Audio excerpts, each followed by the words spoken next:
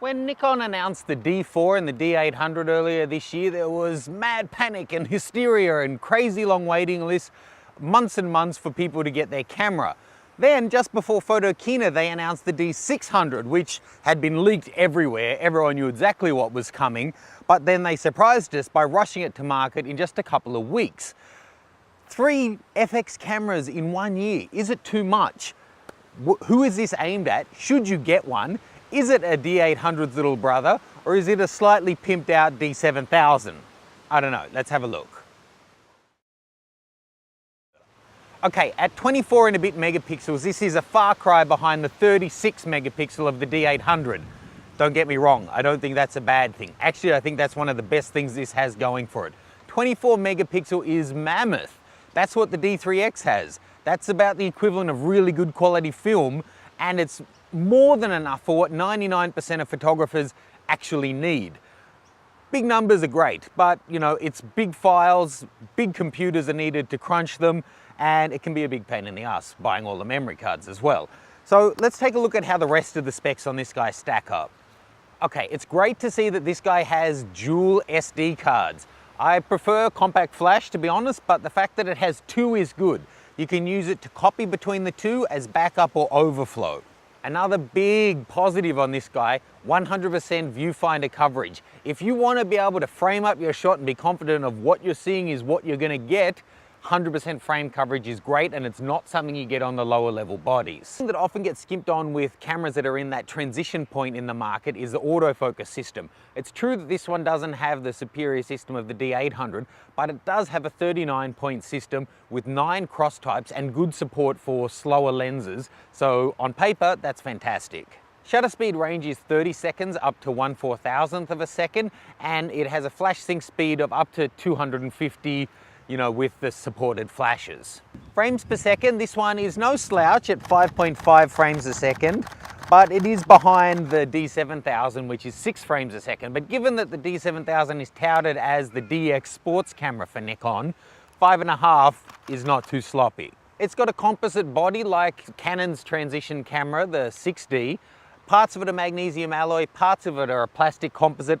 I have to say I prefer the grip on the Canon version. This one is a little bit small for my hand, but overall the body feels nice and strong. Whilst it's great that this guy has a pop-up flash built in, that is of course a potential weak point in design, which is why the Canon full frames don't have it. It'll do 1080p at 30 frames a second, or drop it down to 1280 and it'll do 60 frames a second. It does have mic input, and hallelujah, it has a headphone jack. It also has HDMI out, an ISO range of 100 to 6400, and it'll boost from 50 to 25,600. It's not a huge range, but it's how it uses those numbers that's most important. We're going to test that as we go through. Look, I have been testing this one for the weekend, and I have to say, in terms of handling, I think it's good. The button layout is really familiar. It's got the front and rear dials, which is great to be able to control your aperture and shutter speed, or more than one thing at a time, rather than having to go into a menu system or use a dial on the back of the camera, which means kind of taking it away from your face.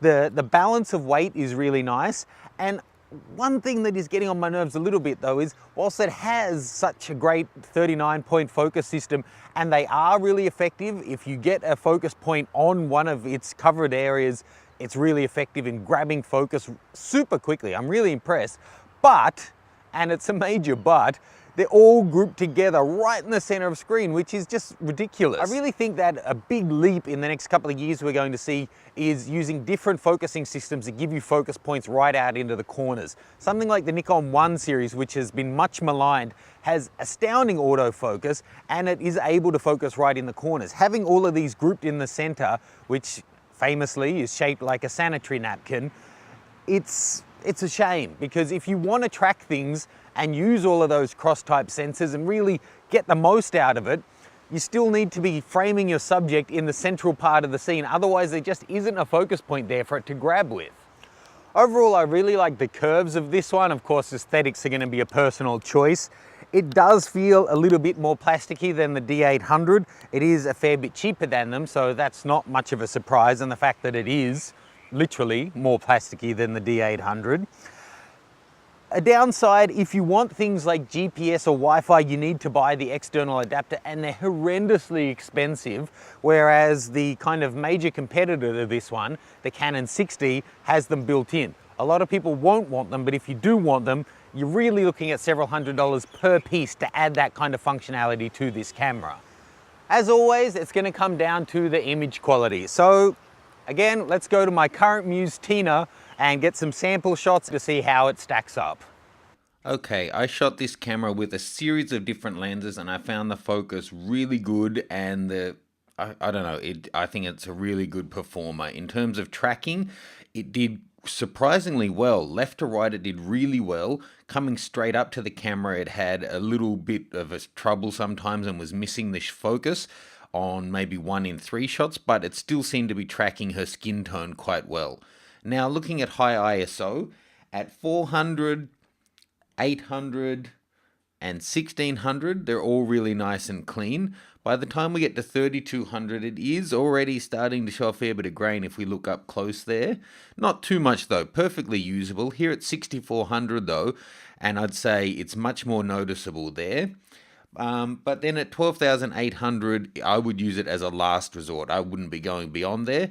When you're willing to trade off noise just to get the shot, then high ISO is great. But looking at the ISOs we generally actually shoot at is more useful. That was shot at ISO 800 and it's just beautifully clean. Look, there really is a lot to like about the D600 and I don't want to knock it. It is full frame, it does offer 100% coverage, it does have dual card slots, it does have a decent screen and a pretty good burst mode. The image quality is fantastic and it's great to have the mic input and the headphone out on this guy. It's a definite notch below the D800 in many regards, but that's not a put down. The D800 is overkill for most situations. I think Nikon has really hit a sweet spot in the market here for enthusiasts who want to go to full frame, who don't need ultimate rugged reliability but want fantastic image quality and the second memory card. Good speed as well. I think it really has a pretty good balance for a lot of photographers out there. It's just a shame that the add-ons like Wi-Fi, GPS and all the other trimmings cost such a fortune, and the battery grip. So you're going to have to weigh up whether you want those kind of features and whether the D600 is right for you.